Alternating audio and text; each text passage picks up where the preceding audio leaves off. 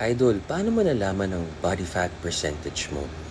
Sa tagal ko na kasing ginagawa to, eyeball, kaya ko na malaman kung 15%, 12%, 8%. Pero in reality, skin fold caliper. Meron tayo dito, pwedeng sukatin. Mga professionals, alam yan, pwede mo pag-aralan yan. Mahirap na computation yan, kaya naman gawin. Kaya ng mga physical therapists, doctors, physiotherapists, nutritionists, or doctors in general. And then DEXA scan underwater, yun, medyo high-tech yun, mas mahal, mas madugo, pero mas accurate. Tapos may mga machines na libre sa mall or kung saan man nagpapatest, nahahawakan nyo.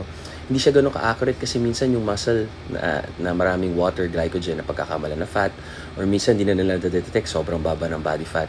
Pinaka-accurate na is skin fold caliper, and kung may budget, DEXA scan underwater. So, tama kayo, mali ako, I'm not your doctor, do what works for you.